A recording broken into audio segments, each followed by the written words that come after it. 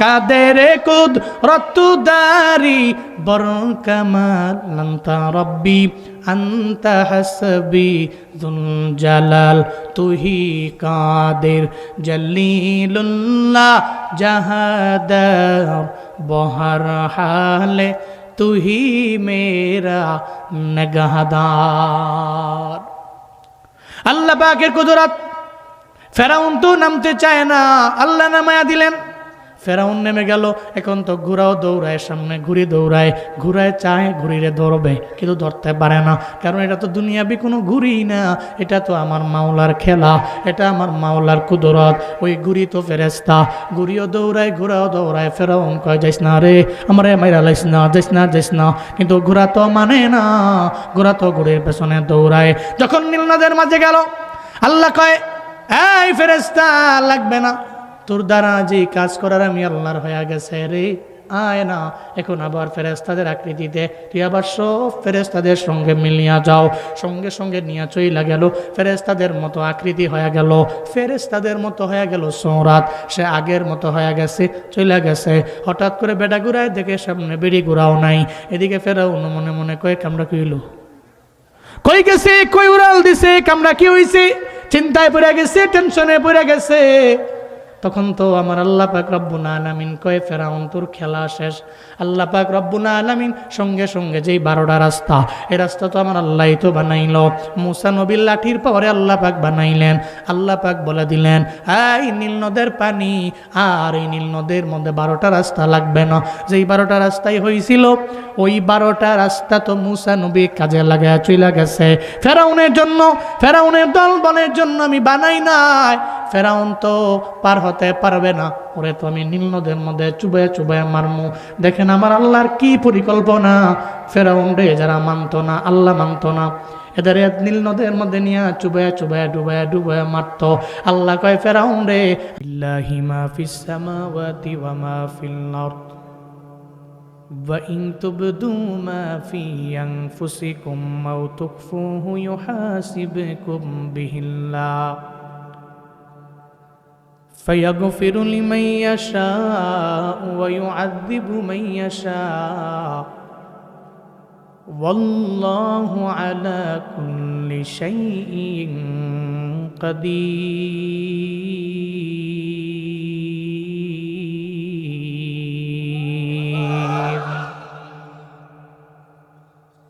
আল্লাহ পাক বলেন আসমানের নিচে জমিনের উপরে যা আছে সব আমার আল্লাহর জন্য। এমন কোনো মাখলুক নাই যেই মাখলুক আমার আল্লাহর গুণগান গায় না।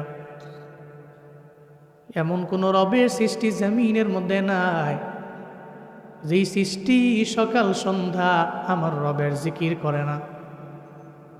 যদিও আমরা দেখি না, যদিও আমরা জানি না, যদিও আমরা বুঝি না, কিন্তু আপনার বাড়ির মধ্যে যে মুরগির খোয়ার আছে, ওই খোয়ারের মুরগি সকালবেলা গুনগান গায় কা।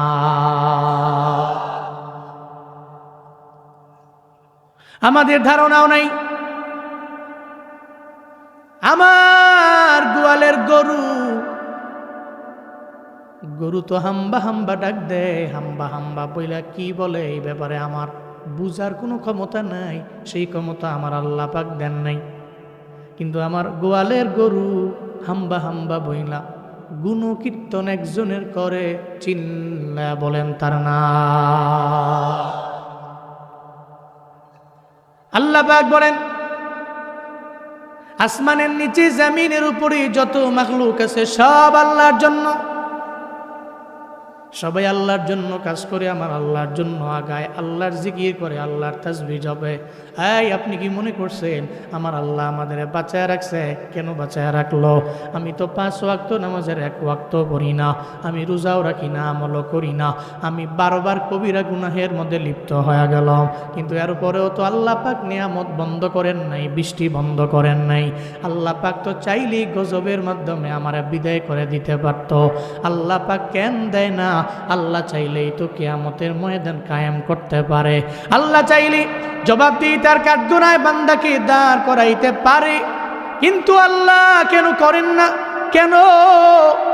মদিনার নবী কয় এই জমিনের মধ্যে যতদিন পর্যন্ত একটা মাখলুক আমার আল্লাহর জিকির করতে থাকবে, রবের স্মরণ করতে থাকবে, ততদিন পর্যন্ত হাসরের ময়দান আমার আল্লাহ কায়েম করবে না। লা তাকুমুস সাআ, কিয়ামতটা কায়েমই হবে না। হাত্তা ইউকালা ফিল আরদ আল্লাহ আল্লাহ আল্লাহু আকবার। জমিনের মধ্যে আল্লাহ আল্লাহ বলনেওয়ালা যতক্ষণ পর্যন্ত থাকবে ততদিন পর্যন্ত হাসরের ময়দান সাআ কিয়ামত কায়েম হবে। এজন্য সিন্নি খাইলা কার দ্বারা মোল্লাও চিনলা না, এই কার দ্বারা সিন্নি খাও মোল্লা চিনো না, আমার পাওয়ারে তো আমার আল্লাহ আমারে রহমত দেয় না, মানুষের আমলের কারণে আমার আল্লাহ আমার আপনার উপরে রহমত দেয়। আল্লাহ যে বরকত দিতেছে এখনো পর্যন্ত কয় আউলিয়ায়ে কেরামদের কারণে। এই জমিনের মধ্যে কিছু বান্দা আছে আমার মাওলার খাঁটি বান্দা, এই বান্দাদের কারণে আমার আল্লাহ রহমত দেয়, এই বান্দাদের কারণে আমার আল্লাহ বরকত দেয়, এই বান্দাদের কারণে আমার আল্লাহ গজব দেয় না। ও আল্লাহর বান্দারা, আল্লাহ কয় জমিনের উপরে আসমানের নিচে যা আছে সব কথা মানে আমি আল্লাহর, গুনগান গায় আমি আল্লাহর, জিকির করে আমি আল্লাহর। লিল্লাহি মা ফিস সামাওয়াতি ওয়া মা ফিল আরদি ওয়া ইন তুবদু মা ফি আনফুসিকুম আও তুখফুহু ইউহাসিবকুম বিহিল্লাহ ফায়াগফিরু লিমান ইয়াশাউ ওয়া يعذب من يشاء والله على كل شيء قدير। চিল্লায় জোরে করে পড়েন আল্লাহু আকবার। আল্লাহ পাক বলেন সবাই তো জিকির করে আমি আল্লাহর, তবে বান্দা শুনো, وَإِن تُبْدُوا مَا فِي أَنفُسِكُمْ أَوْ تُخْفُوهُ يُحَاسِبْكُم بِهِ اللَّهُ। তুমি অন্তরের মধ্যে যা রাখো আবার প্রকাশ্যে যা করো এই সব ব্যাপারে আল্লাহ তোমার কাছ থেকে হিসাব নিবে। আল্লাহর জবাবদিহিতার কাঠগড়ায় দাঁড়ানো লাগবে কি লাগবে না? লাগবে নি? আল্লাহ ওয়াইন তুবদু মা ফি আনফুসিকুম, তোমাদের অন্তরের মধ্যে তোমরা যা গোপন রাখো, আও তুকফুহু, আর যা প্রকাশ্য করে ফেলো, অন্তরে যা রাখো আর যা প্রকাশ্য করে ফেলো সব ব্যাপারে আমার আল্লাহর দরবারে হিসাব দেওয়া লাগবে, জবাবদিহিতার কাঠগড়ায় দাঁড়ানো লাগবে। দুনিয়াতে তো জবাবদিহির কাঠগড়া টাকার মাধ্যমে ডানে বামে হয়ে যাইতে পারে, কারণ দুনিয়াতে বিচারকেরা নিজের দামি হাকিম বানাতে পারে না, দুনিয়ার বিচারকেরা আদেল না, দুনিয়ার বিচারকেরা ন্যায় বিচারক নিজেরে বানাইতে পারে না। ওয়াইদা হাকামতুম বাইনান নাস আন তাহকুমু বিল আদল, দুনিয়ার বিচারকেরা আদালত কায়েম করতে পারে না, কিন্তু আমার আল্লাহ তো এমন বিচারক, দুনিয়ার বিচারকেরা চাইলেই তো টাকার মাধ্যমে ডান বাম করে। এই দুনিয়ার বিচারকেরা ওসমান হাদির মাথার মধ্যে যে গুলি মারল, দুনিয়ার বিচারকেরা চাইলেই 24 ঘন্টার মধ্যে গ্রেপ্তার করে তার ফাঁসির আইনটা কার্যকর করতে পারত, কিন্তু দুনিয়ার বিচারকেরা কেন করে না? কারণ দুনিয়ার বিচারকেরা তো টাকার দরবারে বিক্রি হয়ে যায়, আর যারা টাকার দরবারে বিক্রি হয় এদের কাছে জীবনেও মাজলুমের চোখের পানি, জীবনেও এদের কাছে কোনো কিছুই ভালো লাগে না, মাজলুমের চোখের পানি এদের কাছে কোনো গুরুত্বের মনে হয় না, এরা জালেমের টাকায় চলাফেরা করে। এই জন্য ডে বাই ডে এরা এমন হয়ে যায়, ফি কুলুবিহিম মারাদ ফাযাদাহুমুল্লাহু মারাদা, এদের অন্তরের মধ্যে ব্যাধি, আর ডে বাই ডে টুডে আজ কাল একটা পর্যায়ে তার অন্তরের ব্যাধিগুলো বাড়তেই থাকে। সে তো জীবনেও কোনো দিন কোনো মাজলুমের পক্ষে দাঁড়াইতে পারে না, কারণ যাদের ভিতরে তাকওয়া নাই, রবের ভয় নাই, আল্লাহর আয়াত মাইনা নিজের বিচারক বানাইতে পারে না, এরা জীবনেও কোনো দিন শরীফ উসমান হাদির বিচারক হত্যাকারীরে ঘাতকেরে 24 ঘন্টার মধ্যে আইনা ফাঁসিও দিতে পারে না। কিন্তু আল্লাহর বিচারের কাঠগড়া কেমন? আল্লাহ বলেন রবের বিচারের কাঠগড়া হলো এমন, আল্লাহ কয় বান্দা তোর অন্তরের মধ্যে যা আছে সব বিষয়ে হিসাব দেওয়া লাগবে কি লাগবে না? আবার প্রকাশ্যে যা করো সব ব্যাপারে আল্লাহর দরবারে হিসাব দেওয়া লাগবে। ইউহাসিবকুম বিহিল্লাহ, আল্লাহ কয় হিসাব দেওয়া লাগবে রবের দরবারে। তবে বান্দা আমার আল্লাহ তো এমন মাওলা, চিল্লায়া বলেন না ফরিদপুরের সালতার মুসলমানেরা সুপ্রিম পাওয়ারের মালিক কে? আরো জোরে চিল্লা বলেন কে? চিল্লা ডাক দেন আল্লাহ। আরো জোরে আল্লাহ, আরো জোরে চিল্লা আল্লাহ। সুপ্রিম পাওয়ারের মালিক কে? সন্দেহ আছে? আল্লাহ চাইলে আপনার অন্তরে কি আছে হিসাব নিবে আল্লাহ, আবার প্রকাশ্যে যা আছে হিসাব নিবে। আপনি যা গুনাহ করেন এই সব ব্যাপারে জবাবদিহিতার কাঠগড়া আছে না নাই? মিয়া শরীফ ওসমান হাদির হত্যাকারী মানুষ তো 9-6 দিয়া মানুষকে বুঝ দেয়। এই জন্য প্রতিদিন দোয়াতে আল্লাহর দরবারে বলি, আল্লাহ আপনি তো এমন রব। সূরাতুত তাওবার মধ্যে আল্লাহ পাক বলছেন, কুল ইমালু ওয়া কুল ইমালু ফাসায়ারাল্লাহু আমালাকুম। আল্লাহ পাক বলছেন, যা করো আর যা করো না করো করো, জমিনের মধ্যে তোমাকে স্বাধীন করে দিলাম, তুমি পরাধীন নও। তুমি জমিনের মধ্যে যা মন চায় তাই করো, তুমি সাবধান মনে রেখো, ফাসায়ারাল্লাহু আমালাকুম। তোমাদের যত আমল আছে হাসরের ময়দানে কে দেখাবে? আরো জোরে বলেন না, কে দেখাবে? শরীফ ওসমান হাদির বিচারককে এরা ডান বাম পিরা 900 একটা বুঝ দিয়া করতে পারে, কিন্তু রবের বিচারের কাঠগড়া কি নাই? আল্লাহ দরবারে জবাবদিহিতার কাঠগড়া আল্লাহ যেদিন দাঁড় করাবে, ওদিন সব কোটি কোটি উম্মতেরা বান্দারা তাকায়া তাকায়া দেখবি, এদের দিকে তাকায়া তাকায়া তখন এরা ধিক্কার জানাবে, এই তোরাই বুঝি ছিলি জমিনের ভিতরে হত্যাকারী, তোরাই বুঝি সেই হাসরের ময়দানের আফসোস করলেও কোনো লাভ হবে? আল্লাহ সে ব্যাপারে এনশিওর করেছেন, দুনিয়াতে বিচার পাও অথবা না পাও হিসাব তো রবের দরবারে আছে। আর কারণ সুপ্রিম পাওয়ারের মালিক তো আমার আল্লাহ। কে? আল্লাহ চাইলে কি পারে? এরপর আল্লাহ পাক আয়াতে বলছেন, فَيَغْفِرُ لِمَن يَشَاءُ وَيُعَذِّبُ مَن يَشَاءُ وَاللَّهُ عَلَى كُلِّ شَيْءٍ قَدِيرٌ। চিল্লা জোরে করে পড়েন আল্লাহু আকবার। আল্লাহ পাক বলেন, আল্লাহ চাইলে বান্দারে মাফ করতে পারেন। আল্লাহ তো চাইলে ওই বান্দারে আযাবের মধ্যে গ্রেফতার করতে পারেন। আমার আল্লাহর সুপ্রিম পাওয়ার, যারে মন চায় উনি আযাবে গ্রেফতার করতে পারে, আবার যারে মন চায় উনি তো আমার আল্লাহ মাফ করে দিতে পারে। বলেন না রে বাবা, হাসরের ময়দানে কোনো বান্দারে আল্লাহ পাক মাফ কইরা জান্নাতের মধ্যে যদি দিয়া দেয়, তাহলে আল্লাহর কারো দরবারে জবাবদিহি করা লাগবে? লাগবে নাকি? আল্লাহর কারো দরবারে জবাবদিহি করা লাগবে না। এই ব্যাপারে কোনো চিন্তাও নাই, কোনো টেনশনও নাই। যেই বান্দা আমলের লাইনে আগে যাবে আল্লাহ তারে মাফ করে জান্নাতে দিয়া দিবে। যেই বান্দা গাদ্দার হয়ে যাবে, বিনয় নিয়ে চলবে না, আমার আল্লাহ তাকে আযাবের মধ্যে গ্রেফতার করে ফেলবে। কারণ সুপ্রিম পাওয়ারের মালিক কে? কেমনে মালিক? আল্লাহ সুপ্রিম পাওয়ারের।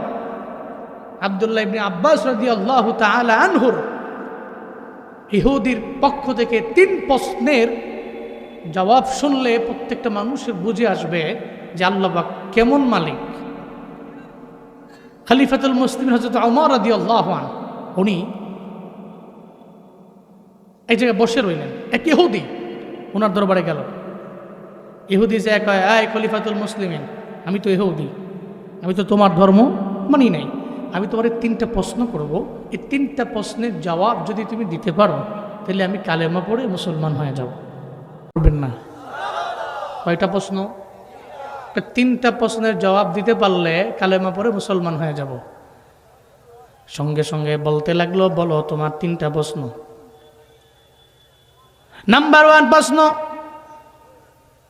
এই জমিনের মধ্যে এমন একটা জায়গার মধ্যে সূর্যের আলো পড়ছে, ওই জায়গার মধ্যে ওই দিন ব্যতী রেখে আগেও কোনো দিন সূর্যের আলো পড়ে নাই, আবার ওই জায়গার মধ্যে কিয়ামত পর্যন্ত আর কোনো দিন সূর্যের আলো পড়বে না। কার সাথে হয়েছে, কোন সময়ের ঘটনা তুমি বানায়া বানায়া বলতে পারবা না। কোরআন থেকে যদি বলতে পারো, আমি কালিমা পরে পরে মুসলমান হয়ে যাব। 2 নাম্বার প্রশ্ন, ওমর, এই জমিনের মধ্যে 2 জন ভাই ছিল এমন, মায়ের গর্ভ থেকে আসলো জমিনের মধ্যে একসাথে, আবার মরণ বরণ করলো একসাথে। জমিনের মধ্যে আসলো একসাথে, আবার মারাও গেল একসাথে। কিন্তু 2 ভাইয়ের মধ্যে বয়সের ডিফারেন্স হয়ে গেল 100 বছর।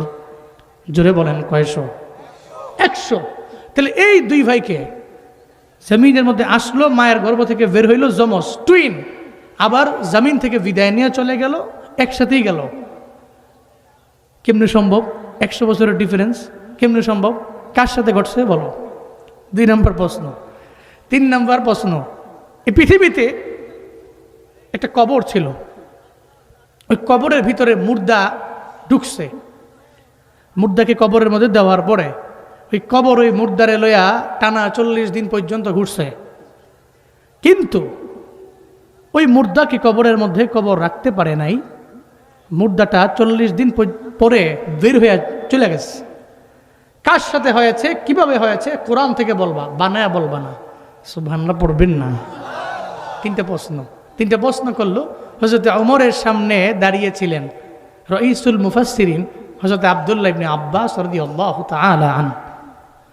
উনি বললেন, খলিফাতুল মুসলিমিন, আপনি যদি বলেন, আমার তো বয়স কম, তখন ওনার বয়স মাত্র 12 বছর, কিন্তু মুফাসসিরিন দ্য লিডার আব্দুল্লাহ ইবনে আব্বাস রাদিয়াল্লাহু আন, উনি বলেন, তাহলে এই 3টে প্রশ্নের জবাব আমি দিয়ে দিই। সুবহানাল্লাহ, জোরে কয় না। বয়স কত? মাত্র 12 বছর বয়সী আব্দুল্লাহ ইবনে আব্বাস বলে, এই 3টা প্রশ্নের জবাব আমি দিয়ে দিই। হযরত ওমর বলে, ঠিক আছে, তুমি 3টা সওয়ালের জবাব দিয়ে দাও। আব্দুল্লাহ ইবনে আব্বাস বলতে লাগলেন, ইহুদিরে, তোমার 1 নম্বর সওয়ালের জবাব বলো, কোরআনের মধ্যে তো মূসা এবং ফেরাউনের কাহিনী আছে না নাই? আসেনি? তুমি যেই কথা বললা, এটা তো মূসার ফেরাউনের সময়কার ঘটনা। এটা তো আব্দুল্লাহ ইবনে আব্বাস বানায়া বানায়া বলে না, বরং এটা তো আমার রবের কোরআনের ঘটনা, মূসা এবং ফেরাউনের ঘটনা। মূসা এবং ফেরাউন 2 জন বন্ধু। কথা কয় না? বন্ধু। ফেরাউন মূসা নবীর ছায়া পর্যন্ত দেখতে পারে না। হঠাৎ করে মূসা নবী চিন্তা ভাবনা করলেন এলাকার মধ্যে থাকবে না। আল্লাহ পাক বললেন, এই মূসা পয়গম্বর, আপনার বনি ইসরাইলকে সঙ্গে করে লয়ে আপনি চলে যাবেন, আপনি এই এলাকা ত্যাগ করেন, নীল নদ পার হইয়া আপনি ওপারে চলে যাবেন, এমন একটা জায়গা আমি আপনার জন্য ব্যবস্থা করে দিব। হযরতে মূসা পয়গম্বর উনার সঙ্গে দলবল নিয়া উনি যেদিন রওনা হয়ে চলে যাবে, ফেরাউন তো মূসা নবী চইলা যাইতে দিবে না, উল্টা তো সবাই রে নীল নদের মধ্যে চুবায়া চুবায়া মারবে। ফেরাউনের মনে মনে চিন্তা হলো, যারাই আমারে আল্লাহ মানে না, যারাই আমারে বড় ক্ষুধা মানে না, এদের আমি নীল নদীর মধ্যে ফালাইয়া চুবায়া চুবায়া ডুবায়া ডুবায়া মারব। কারণ যারা জমিনের মধ্যে জালিম, এদের কথা না মানলে এদের মাথা গরম হয়ে যায়। ফেরাউন কয়, আমারে যে বড় রব মানবে না, যে মানবে না আমি বড় ইলা, আমি বড় আল্লাহ, যে মানবে না তারে নীল নদের মধ্যে চুবায়া চুবায়া মারব।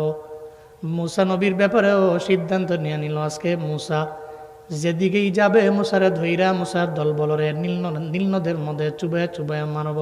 অথচ জানে না ফেরাউন এদিকে অনেক পরিমাণে বিভিন্ন পরিমাণে ষড়যন্ত্র করতে লাগলো। আর পরিকল্পনা তো আমার আল্লাহ করে। ফরিদপুরের সালতার মুসলমান আমায় বলেন না, আমার আল্লাহর চাইতে বড় পরিকল্পনাকারী পৃথিবীর মধ্যে কে আছে? আছে? আল্লাহ চাইতে কেউ নাই। ফেরাউন চিন্তা করি, এই আমার দলবলের লোকেরা মূসা নবীরে আর তার দলবলেরে ধইরা নীল নদের মধ্যে চুবায়া চুবায়া ডুবায়া ডুবায়া মারব। সবাই যখন বেষ্টনী দিয়ে দাঁড়ায় গেল, মূসা কোন দিক দিয়া পালাবে? মূসা নবী আর তার দলবলের লোকেরা গভীর রাতের বেলা যখন এরা বের হয়ে রওনা হয়ে চলে যাবে, এমন হালাতে তাকায় দেখে বেষ্টনী দিয়ে রাখছে ফেরাউনের যত দলবল আছে, সব দলবলেরা এরা বিভিন্ন জায়গার মধ্যে দাঁড়ায় আছে। এবার মূসা নবী আল্লাহরে কয়, ও আল্লাহ, এখন কি করতে পারি? এরা তো সবাই দাঁড়ায় আছে, এরা সব আমারে মেরে ফেলবে। আল্লাহ কয়, নবী মূসা, চিন্তা করার দরকার নাই, আমি এদের চোখের মধ্যে সঙ্গে সঙ্গে ঘুম দিয়ে দিব।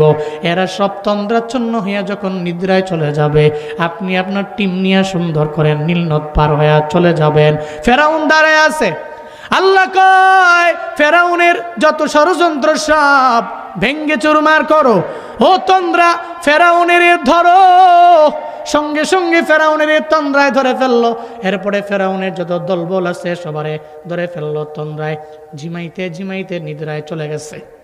একটা পর্যায়ে সবাই ঘুমিয়ে গেছে, মূসা নবী চলে গেছে দলবল যখন নীল নদের কিনারায় গেছে, নীল নদের সামনে গিয়া হযরতে মূসা পয়গম্বর আর দলবল দাঁড়ানো, সামনে তো নীল নদ। এখন নীল নদ পার হইয়া এপার থেকে ওপার কেমনে যাবে?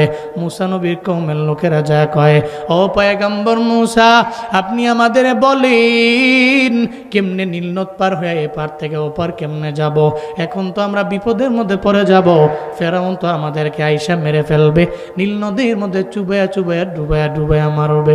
মূসা কয়, চিন্তা নাই, হাই আমার দলবলের লোকেরা, আমি আল্লাহর সাথে কানেকশন লাগাই, কারণ বিপদে মুমিন যখন পড়ে যায়, মুসিবতে পড়ে যায়, মুমিন চিন্তা করে আমার ডানে বামে কোনো কেউ নাই, কিন্তু কে আছে? আরো জোরে বলেন, কে আছে? আল্লাহকে ডাক দিয়ে নবী মূসা বলে, ও মালিক, নীল নদীর সামনে আমি আর আমার দলবল নিয়ে হাজির, কি করব এখন? নীল নদ কেমনে পার হব? এটা বলতে দেরি আল্লাহ পাক বললেন, নবী মূসা চিন্তা নাই, লা তাহজান ইন্নাল্লাহা মাআনা, আপনি চিন্তা করবেন না, সঙ্গে কে? আরো জোরে বলেন, কে আছে? আল্লাহ কয়, চিন্তা নাই ও নবী, আপনার হাতের মধ্যে কি? কয় হাতের মধ্যে লাঠি। কয় লাঠি দিয়ে আপনি নীল নদের মধ্যে বাড়ি মারেন। সঙ্গে সঙ্গে নীল নদের মধ্যে বাড়ি মারলো, রাস্তা হয়ে গেল 12টা।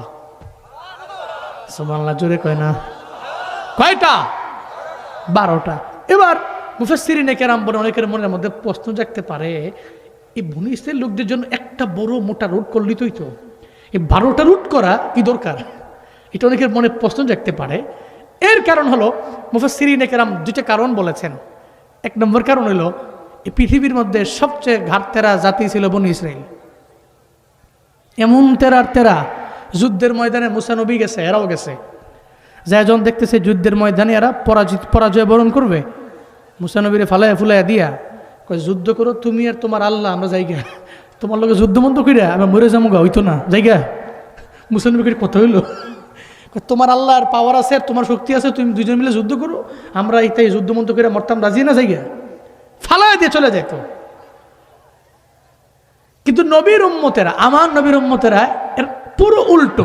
সুবহানাল্লাহ পড়বেন না?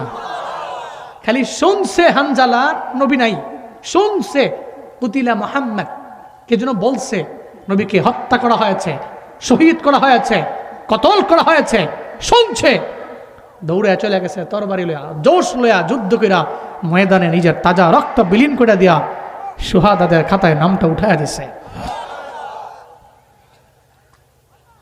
উল্টো। তো বনী ইসরায়েল ছিল একটু ঘাটতেরা টাইপের, কিন্তু আমার নবীর উম্মতের আলহামদুলিল্লাহ ভালো আছে, সাহাবায়ে কেরাম ভালো ছিলেন, আমরাই না উল্টা পাল্টা। আর উল্টা পাল্টা হওয়ার কারণও আছে।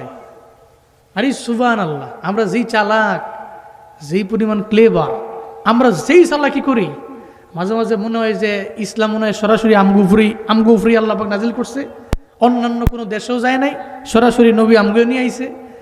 তাহলে যদি না আইতো, দল কয়টা আমগো দেশে? সুবহানাল্লাহ। মাঝে মাঝে চিন্তা করলে, এই যে টুপি, একজন একটা টুপি পরাইছে, আমাদের সমাজের নিয়ম হলো, দেখছো কিরমা টুপি পরাইছে, হ্যাঁ কোন টাইপের হুজুর, আমি টুপি দিকে বুঝে লইছি, এরকম কথা বলে কি বলে না? হ্যাঁ জুব্বা পরাইছে না পাঞ্জাবি পরাইছে, কি পরাইছে, এর জুব্বা আর পাঞ্জাবি দিকে বলে দিছে এই হুজুর কোন টাইপের হুজুর, বলে দিছে। কত ফিতনা, কত দল। কিন্তু নবী যখন ছিলেন, নবীর সাহাবায়ে কেরামকে নবী এমনভাবে গড়ছেন, সুবহানাল্লাহ বিহামদি, এরা আল্লাহর প্রতি রাজি ছিল, আল্লাহ এদের প্রতি রাজি ছিল। সুবহানাল্লাহ পড়বেন না? রাদিয়াল্লাহু আনহুম ওয়া রাদু আন, উলাইকা হিজবুল্লাহ, আলা ইন্না হিজবাল্লাহি হুমুল মুফলিহুন। আল্লাহ পাক বলছেন এদের প্রতি আল্লাহ রাজি হয়ে গেছে, এরাও আল্লাহর প্রতি রাজি। উলাইকা হিজবুল্লাহ, এরা হচ্ছে দেয়ার টিম অফ আল্লাহ। কার দল? জেনে নাও, ইন্না হিজবাল্লাহি হুমুল মুফলিহুন, নিশ্চয়ই আল্লাহর দলের যারা, এদের মতো সফল কাম এই পৃথিবীতে আর কেউ নাই। সুবহানাল্লাহ। এদের জিন্দেগিটা এমন ছিল। আল্লাহ আমাদের সবাইকে সাহাবায়ে কেরামদেরকে নমুনা বানিয়ে ইন ফিউচারে লাইফ লিড করার মতো তৌফিক দান করেন। সকলেই পড়েন আমিন। আরো জোরে চিল্লায় পড়েন আমিন। তো বনি ইসরাইল ঘাটতেরা, মুফাসসিরিন কেরাম বলেন এদেরকে যদি একটা রুট দেওয়া হয়, কোন সময় কার লগে কি শত্রুতা আছিল, নীল নদের মধ্যে ধাক্কা দিয়ে ফালাই দিছে, ফালাই দিয়ে পরে তুমি জায়গা জায়গা আমি, কারণ স্বার্থান্বেষী বেশি লোক। এই চিন্তা করে আল্লাহ পাক রুট বানাইছে 12টা। সেকেন্ড নাম্বার কারণ হলো এদের গোত্র ছিল 12টা, এ কারণে এদের জন্য প্রত্যেকটা গোত্রের জন্য সিঙ্গেল সিঙ্গেল করে রুট বানিয়ে দেওয়া হয়েছে, সিঙ্গেল সিঙ্গেল রাস্তা, সিঙ্গেল সিঙ্গেল রুট দেওয়া হয়েছে, যাতে করে অন্তত পক্ষে এক গোত্র যে রাস্তা দিয়ে যাবে আরেক গোত্রের কোনো লোক এই রুট দিয়ে যাওয়ার দরকার নাই। কারণ এক গোত্রের লোকে তোরা মারামারি নাই, গোত্রের লোকে গোত্রের মারামারি থাকলে ধাক্কা দিয়ে ফেলাই দিব। তো যেই গোত্র এক রাস্তা দিয়ে যাবে আরেক গোত্রের কোনো লোক এই রাস্তা দিয়ে যেতে পারবে না। আল্লাহ পাক এই জন্য রোড বানাইছেন কয়টা? আপনার কথা বুঝতেছেন তো? রাগ করতেছেন না তো? পড়েন সুবহানাল্লাহ, কোন আলহামদুলিল্লাহ, আরো জোরে চিল্লা আল্লাহু আকবার। তো রোড 12টা করে পড়ছি। মুসা নবী আর মুসা নবীর দলবল সব রাস্তার মধ্যে চইরা পার হচ্ছে। এদিকে ফেরাউন আর ফেরাউন দলবল নিয়ে নীল নদের সামনে হাজির। ফেরাউন আর দলবল নিয়ে হাজির। ফেরাউন কয় মনে মনে এখানে নীল নদের মধ্যে রাস্তা কে বানাইছে? চিন্তায় পড়ে গেল মনে মনে, কারণ ফেরাউন তো বানায় নাই, কোনো মানুষ বানায় নাই, গতকাল রাত্রেও বানাইতে পারে নাই।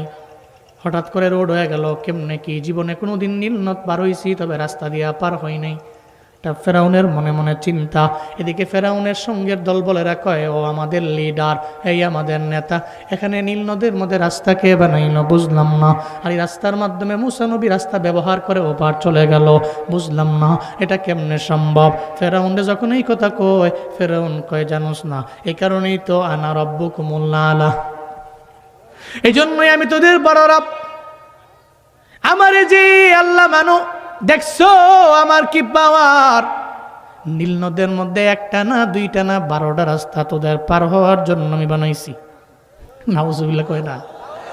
ফেরাউন নিজের বড় বানাইতে যাইয়া কয় নীল নদের মধ্যে 12টা রাস্তা বানাইলাম আমি, আমার পাওয়ারে বানাইছি।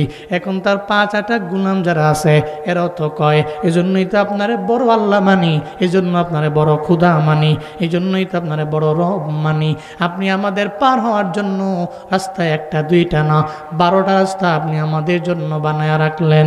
দুনিয়াতে যারা 5-8টা গুলাম এরা জীবনেও কোনোদিন মিথ্যাকে বুঝতে চায় না।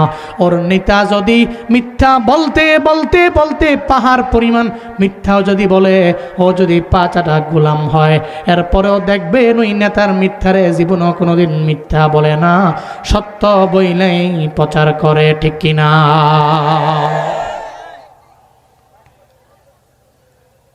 কিন্তু বাস্তবতা তো অন্য। মিথ্যা বললি আমার লিডার, বললি আমার লিডার মিথ্যাবাদী, এই চিন্তা নিয়ে ঢুকানো লাগবে। কিন্তু আমার দেশের এমন কথা কয় আমি যেই পীরের মুরিদ, ওই পীর যদি কোনো অন্যায় করে জীবনেও এটা বলা যাবে না। আমি যেই দল করি ওই দলের নেতা যদি কোনো খারাপ কাজ করে তাহলে জীবনেও এটা বলা যাবে না। আমরা এমনভাবে সাফাই গাইতে গাইতে গাইতে এমন একটা পর্যায়ে নিয়ে যাই, এমন একটা হালাতে নিয়ে যাই, সাফাই গাইতে গাইতে এমন একটা উচ্চ শিখরের মধ্যে নিয়ে যাই, দেখা যায় যে মিথ্যাবাদী, যে মিথ্যা কথা বলে, মিথ্যা বলে, ওই মিথ্যাকেও সত্যতে কনভার্ট করার চেষ্টা করে। আছে না নাই? আছে না নাই? অথচ আমার দেশের লোকেরা যদি, আমি একজনকে ফলো করি, তার তো সে তো মানুষ, তার ভুল হওয়া, সে মিথ্যা বলা, তার ভিতরে লোভ কাজ করা ন্যাচারাল। সে যখন খারাপ কাজ করবে তা আমি তার একজন অনুসরণকারী ব্যক্তি, আমি যদি সবাইকে বলি না উনি আমার পীর হতে পারে, কিন্তু উনি ভুল করলে মানুষকে ভুল করতে পারে না, ভুল করছে, আমি ভুলটাকে ভুলই বলবো। উনি আমার লিডার, উনি আমার নেতা, আমি ওনাকে ফলো করে চলি, তা ওনার কি ভুল করতে পারে না? হ্যাঁ পারে। ওনার ভুলটাকে আমি ভুলই বলবো। ওনার মিথ্যাটাকে সত্যতে কনভার্ট করে মানুষের সামনে উপস্থাপন করা যাবে না। যদি এই মন মানসিকতা নিয়ে আমার দেশের মানুষেরা চলতো, তাহলে জীবনেও কোনোদিন কোনো লিডার মিথ্যা কথা বলে আবার গলা উপরে কথা বলতে পারতো না। সে চিন্তা করতো যে আমি যে মিথ্যা বলছি, আমার দলের লোকেরাই সে মিথ্যার ব্যাপারে স্লোগান দিচ্ছে। কোনো বড় বুজুর্গ ও চিন্তা করতো আমি ভুল করেছি, এ কারণে আমার মুরিদ আমার ভুল ধরেছে এবং আমার বিষয়ে বলছে যে আমি মিথ্যা বলেছি, আমি অন্যায় করেছি, আমি গুনাহ করেছি, আমার মুরিদ আমাকে বলছে। সে শুধরে যাইত। কিন্তু শুধরায় না কেন? দেখতেছে ডান বামে সামনে পেছনে বহুত সাফাই গাওয়ার মতো লোক আছে, এই চিন্তা করে শুধরায় না।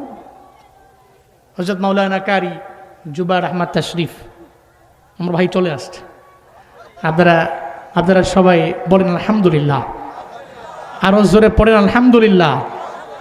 খুশি না বেজার? কারা কারা বেজার? কারা কারা খুশি? মাশাআল্লাহ, আল্লাহ পাক কবুল করেন, পড়েন আমিন। আমাদের কালকে আমার প্রোগ্রাম ছিল সুনামগঞ্জে, ওরও প্রোগ্রাম ছিল মৌলভীবাজারে। তা আমি সুনামগঞ্জের প্রোগ্রাম শেষ করছি রাত 2টায় শেষ করে আমি সারাদিন লাগে ঘুমাইছি মাত্র 2 ঘন্টা, বের হয়ে গেছে। কিন্তু আমার জীবনে স্মরণকালের সর্বশ্রেষ্ঠ ঢাকার জ্যাম পাইছি আমি আজকে। আমি কোনোদিন এমন জ্যাম পাই নাই। উত্তরা থেকে বের হয়েছি, পুরাটা ঢাকায় আমার সময় গেছে 3-4 ঘন্টা। এত সময় তো লাগে না, 1.5 ঘন্টা লাগতে পারে, 2 ঘন্টা লাগতে পারে, 2.5 ঘন্টা লাগতে পারে, কিন্তু 3-4 ঘন্টা শুধু ঢাকার ভিতরে আমি খালি ঘুরতেছি, এদিকে ডানে যাই এদিকে বামে যাই, পাগলের মতো হয়ে যাচ্ছি। তো সেও সেম, তাশরিফ ছিল বিবাড়িয়ায়, কালকে আমার বলতেছে বিবাড়িয়া থেকে যাও। আমি কি না, বাসায় যাও, বাসা থেকে বের হবো। সেও বিবাড়িয়া থাকছে, লেট হয়ে গেছে, বিশাল বড় জ্যাম। এখন যানজটের কারণে পড়লে ঝামেলা তো হয়। আর আমগো দেশে তো মাশাআল্লাহ কোয়ালাবি নাই, এটা আর কি বলার আছে, যা তো জানার আপনারা জানেনই।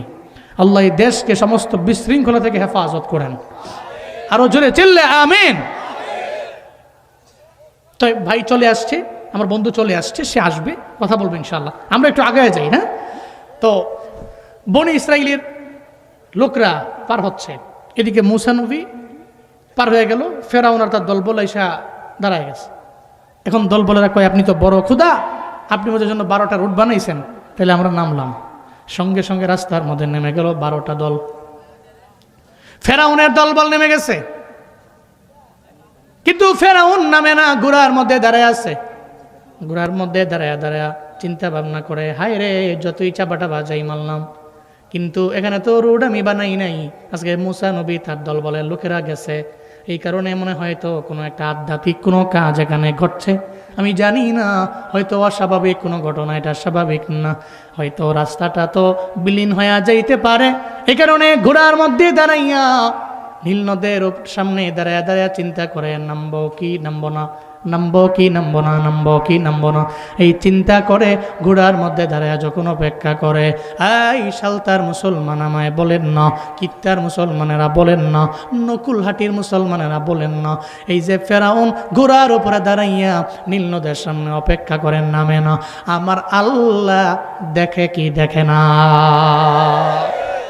আল্লাহ কে ফিরিস্তা, ওই ফেরাউনের দরবারে যাও, আবার তোমার ব্যক্তিগত যে আকৃতি, ওই আকৃতি নিয়ে যাও না, বরং এর সামনে একটা বেডি ঘোড়া হইয়া এর সামনে যাও।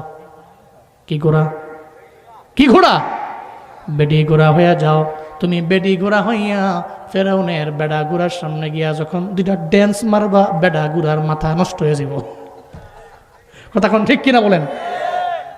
বেড়া ঘোড়ার সামনে যদি কোনো বেডি ঘোড়া গিয়া ড্যান্স ডুস মারে, মাথা নষ্ট, স্বাভাবিক ব্যাপার।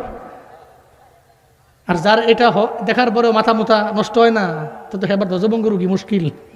যুগিনা লিন্নাসি হুব্বুশ শাহাওয়াত মিনান নিসা, আল্লাহ পাক বলেছেন মানুষের জন্য সুশোভিত করা হয়েছে 1 নম্বরে, আল্লাহ পাক বলছেন আর নিসা, মহিলা। নারীতে আসক্ত হয়ে যায় পুরুষ, স্বাভাবিক ব্যাপার, খুব কুইকলি তাকে ওইদিকে মাইল করা যায়, ঝুঁকানো যায়। আল্লাহ পাক এজন্য বলছেন সুশোভিত করা হয়েছে মানুষের জন্য 1 নম্বরে নিসা, মহিলা। আল্লাহ পাক বলে নাই কনাতিরিল মুকান্তর, আল্লাহ পাক বলে নাই অযহাব, আল্লাহ পাক বলে নাই অল ফিদ্দা, স্বর্ণ রৌপ্য অলংকার মাল, তোমার সম্পদ কোনো কিছুই তোমার জন্য 1 নম্বরে সুশোভিত করা হয়নি, কিন্তু তোমার জন্য নারীকে সুশোভিত করা হয়েছে। এজন্য পুরুষেরা নারীকে দেখলে আকর্ষণ জন্মায়। তবে মনে রাখবেন, নারী যদি পর্দা মেনটেন করে, হিজাব মেনটেন করে, ইসলাম যেভাবে বলে সেটা যদি ওইভাবে তার ঘর থেকে বের হয়, তাহলে আমার যুব সমাজ জীবনেও কোনোদিন একটা নারীকে দেখলে উত্ত্যক্ত করবে না। কারণ যেই ছেলেটা বখাটে, টিটিসিএম পাস, টিটিসিএম পাস বুঝেন নাই, এটা মাস্টার্স না, টিটিসিএম পাস হলো টু কোম্পানির ম্যানেজার। টিটিসিএম পাস আছে না, এ সমাজে বহু পোলাবান আছে টিটিসিএম পাস। কই কিরে কি করো? কই ঘুরি গাড়ি খাই। ওর কাজ কাম নেই নাকি? কয় না। চলো কেমনে? এমনি এই কতজন যে আম্মার ধমকায় টমকায় লই 50 টাকা, কতজন যে আব্বার ধমকাই 100 টাকা দেও, কতজন যে হুমকি দেয় যদি টাকা না তো মেরালাম, এই চিন্তা ভাবনা কইরা এই ঘুইরা ঘাইরা এই করি আর কি। তো কেমনে চলো? চলি এমনি চলতেছে আর কি, আল্লাহ চালাইতেছে, খাইলে কাম নাই। কয়দিন পরে গেছে, কই গেছো? কয় প্রবাসে। এরকম আছে না নাই? চলে গেছে। বহুত লোকে এমন পোলাপান আছে টোটো কোম্পানি ম্যানেজারের মতো ঘুরে। হ্যাঁ, তবে এর চাইতো প্রবাসে যাওয়া কোটি গুণ উত্তম। কারণ এই প্রবাসীরা যেই পরিমাণ কষ্ট করে কাজ হয়, ওনে গেলে আমার পরিচিত বহু পোলাপান আছে, নষ্ট হয়ে গেছে, বুদ্ধি দিছি 2 লাখ 3 লাখ 4 লাখ টাকা খরচ করে বাইরে পাঠিয়ে দাও, একবার তারের মতো সোজা হয়ে যাবে। যে পোলাটা ঘরের মধ্যে থাকতে, বাড়ির থাকতে খালি টোটো কোম্পানি ম্যানেজারের মতো ঘুরতো, ও প্রবাসে গিয়া এখন লাখ টাকার মালিক হয়ে গেছে। আল্লাহ আমাদের প্রবাসী ভাইদেরকে ভালো রাখেন, সুস্থ রাখেন। চিল্লা পড়েন আমিন। আপনারা রাগ করতেছেন না তো? আচ্ছা, তো বেড়া ঘোরার সামনে বেডি ঘুরে নাচ মাছ দিয়া ড্যান্স দিতেছে কঠিনভাবে। যখন কঠিন ড্যান্স মারতেছে, এখন তো ফেরাউনের যে বেড়া ঘোরা, এটা তো মাথা নষ্ট। মূলত এটা তো বেডি ঘোরা না, এটা ফেরেশতা। আল্লাহ কইছে তুই খালি বেডি ঘোরার মতো ভাবলে যাবি আর কি। ফেরাউন তো তার লাগাম ধরে রাখতে পারতেছে না, এদিকে বেড়া ঘোরা মাথা নষ্ট। ফেরাউন কয় নামিস না।